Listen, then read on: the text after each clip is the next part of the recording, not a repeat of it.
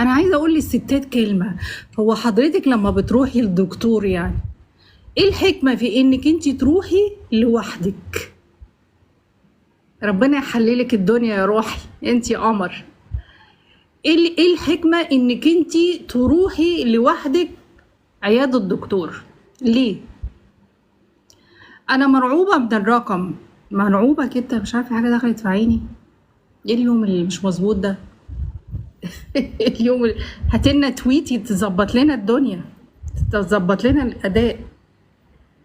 ايه الحكمه في ان حضرتك ما تاخديش جوزك معاكي، او تاخدي ولادك، او تاخدي اخوكي، اختك، مامتك، باباكي، اي حد من العيله، بس مش صاحبتك؟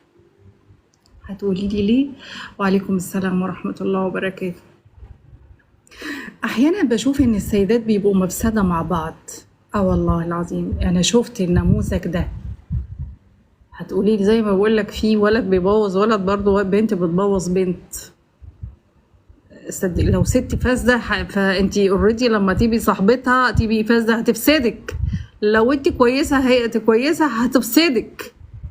فاهم؟ وانت رايحه يا حلوه بقى للدكتور بتاع ايه تروحي لوحدك حضرتك؟ هو ربنا قال لنا ان احنا ننفرد ببعض ست وراجل عشان هو دكتور؟ اصل هو مش نبي يا روحي، هو مش نبي. ايه النضاره اللي مش عايزه تعمل دي؟ تعالي حبيبي. هو مش نبي يا روحي عشان انت رايحه الدكتور لوحدك وفي النهايه وفي النهايه نلاقي قضايا مهببه ومصورك فيديوهات وتفاصيل، والمصيبه ان كلهم بمزاجهم. طبعا هو ايه بيبقى فيه ايه بيمهد قبلها وبيقنعها وبعد كده خلاص بتقع في المحظور. لا استنوا ما البس النضاره من الشاشه، انتوا بتكتبوا ايه؟ استنوا. النهارده البث فله. النهارده البث فله يا نوجه، الحمد لله على السلامه. الكلام عن ايه؟ عشان لسه داخله يبقى ست. تعالي يا حبيبتي خشي في الطابور، تعالي عشان احنا الكلام علينا كتير قوي، والنهارده هنتكلم مع بعضينا كلام كده هشد ودنكم فيها. تعالي نتكلم على ان ليه لما نروح نكشف عند دكتور ليك يا روح بنروح لوحدنا؟ ما بناخدش جوزنا معانا ليه؟ ما بناخدش مامتنا معانا ليه؟ ما بناخدش اي حد معانا ليه؟ عشان يحمينا من ولاد التيت اللي نفسيتهم مش كويسة. من 15 سنة واكتر، لا ده اكتر من 15 سنة، كانت في قضية شهيرة جدا واخدة رأي عام، طبيب الاسنان اللي كان بيصور السيدات وبيعمل معاهم علاقات، وكانت قضية رهيبة واتحكم عليه فيها. النهاردة بعد الزمن ده كله لما تتكرر قضية زي دي يبقى العيب فين حضرتك؟ اي دكتور يا طنط ولا دكتور؟ ما اي دكتور يا روحي، اي دكتور تروحي لازم يبقى معاكي حد، لازم، لانه وارد جدا ان يكون ابن تيت ونفسيته مش مظبوطه وشخص فاسد ويمشي الممرضه ويستفرد بيكي، يقعد يلعب في دماغك شويه الاول كده وبعد كده يعني. طبعا المستشفيات الحكوميه والمستشفيات الكبيره دي اساسا ماشيه برولز معين وبسيستم معين، مفيش حاجه اسمها ممرضه مش موجوده، مفيش حاجه اسمها مش عارفه ايه الكلام ده كله خالص.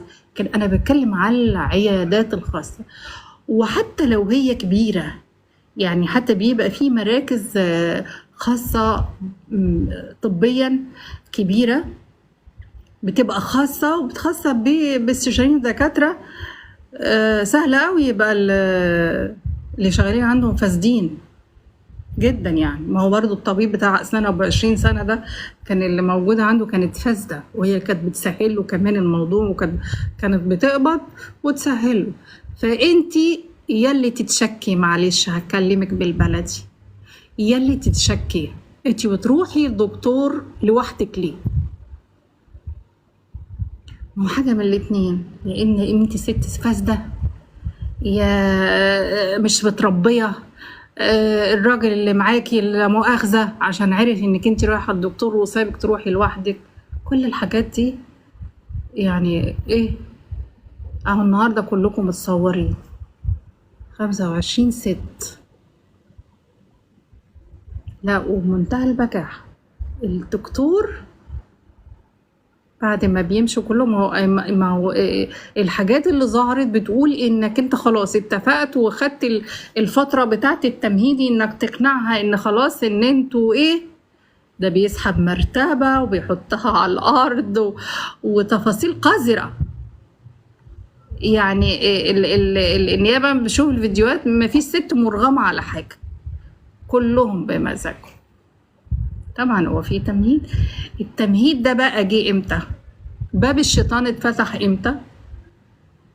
اتفتح عشان انتي رحتي لوحدك. والله عشان انتي رحتي لوحدك يا قليلة الادب. برضو انا يا انا هذا وحياة ربنا، انا الباقة بتاعتي كبيرة جدا اولا ولسه مشحونة. طب اعمل ايه في شركة وي؟ اعمل ايه يا جماعة؟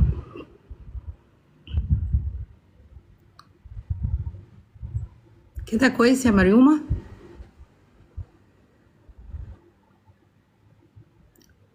لا الولد مصورهم كلهم طبعا زوجات، ما هو مش هيختار بنت ويحط نفسه في مصيبة، وانتوا عارفين كويس قوي كلهم سيدات متزوجات. و يعني تكتيك إبليسي، تكتيك واحد ابن تيت. بس مش هو اللي ابن تيت، انت اللي بنت 60 تيت ومش متربية وقليلة الأدب، ولا أبوكي رباكي ولا أمك عرفت تعلمك يعني إيه إنك انتي تصوني نفسك، ولا عملتي حساب للراجل اللي انتي متجوزاه، ولا عملتي حساب لنفسك ولا لسمعتك ولا لولادك ولا لأهلك ولا كل القصص دي. وانتي متخيلة ان انتي الوحيدة، انتي الحالة الوحيدة عنده بيحبك يا روحي، ولعب في دماغك ان ده حب. اوكي طيب اشربي يا حلو اهو، بقيت انتي 25 واحدة حالة عنده متصورة. اتفضلي بقى حضرتك وريني هيبقى منظرك ايه دلوقتي قدام عيلتك وقدام الدنيا وقدام جوزك وقدام الدنيا. الا لو طبعا النيابة ولاد هيطلعوا محترمين بس هيستدعوكي. والله العظيم هيستدعوكي، كل الستات اللي في الفيديوهات هيستدعوا. هتقولي ايه بقى الوقت لأهلك؟ هتنتحروا؟ انا متأكدة ان فيكم هينتحر. أنا لسه مش عارفة القصة دي، يعني احنا هنتابع النيابة وهنعرف ازاي اكتشفوا. اكيد حد من العيادة عنده لا افتكرت، مراته لقت فلاشة في جيبه. مراته لقت فلاشة، شوفوا لدرجة ايه انه بيصور وبيحطهم على فلاشة. مراته لقت فلاشة 25 حالة ونايم معاها. والله العظيم، يعني مراته هي اللي بلغت عنه. ربنا دايما ايه بيقول ايه؟ دايما ربنا ستار على فكرة. ربنا شفت انت قلت ايه؟ ربنا ستار، بيديك مهلة مرة واثنين وثلاثة، وفجأة خلاص انت ما امتثلتش لستر ربنا. هو سترك وانت كنت مفضوح، قام كشف عنه سترك، كشف سترك خالص، واللي كشفته مراته. شوف بقى انت منظرك قدامها ايه، وقدام ياسر لو في اولاد كمان.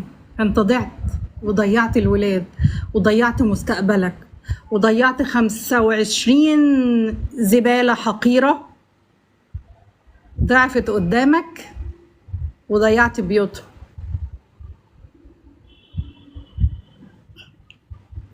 مش كده ما بقول؟ وانتي رايحة للدكتور يا حبيبتي، هنتكلم دلوقتي بقى بقى بتكلم بناتها الصغيرين او بتكلم اخواتها الكبار او اخواتها اللي قدها سواء كبار. انا واحدة عندي 56 سنة، لما هروح لدكتور مش هروح لوحدي، مستحيل. لو رايحة مستشفى، أنا دايما بروح مستشفى عين شمس التخصصي. طبعا انتوا عارفين مستشفى عين شمس يعني قمة الأمان وقمة البتاع. بروح ساعتها لوحدي، لاني عارفه ان في ممرضات، وعارفه ان وفي 20-30 كشف منتظر. انتوا فاهمين؟ فانتوا النهارده حبيبتي وانتي رايحه للطبيب ولا الدكتور، ما تعمليش فيها البت لا انت لازم تثق فيا، ودي حريه. حريه ايه وحقي ايه؟ كسر حقك. ادخلي عند الدكتور باحترامك، لو لقيتيه بيتمايل في الكلام اقلعي الجزمه واضربيه بيها، اقلبي المكتب عليه وعلى دماغه وعلى اللي خلفوه، لانه المفروض ده طبيب يعني حالف يمين. هو كده خان نفسه وخان المهنه وخان ولاده وخان مراته وخان اهله. لما تلاقيه بيتمايل في الكلام اقلبي الترابيزه وقومي اضربيه على وشه. اعملي، لو مش عايزه تعملي شوشره لنفسك ولا تعملي قصص، قومي طز في الكشف اللي انت فاتحه، خدي افتحي الاوضه وامشي، تفي عليه وعلى اللي جابوه وامشي. لكن النفس المريضه بقى، دكتور بيحبني بقى وقصص وقع في غرامك. يا معفنه، وقع في غرامك صح؟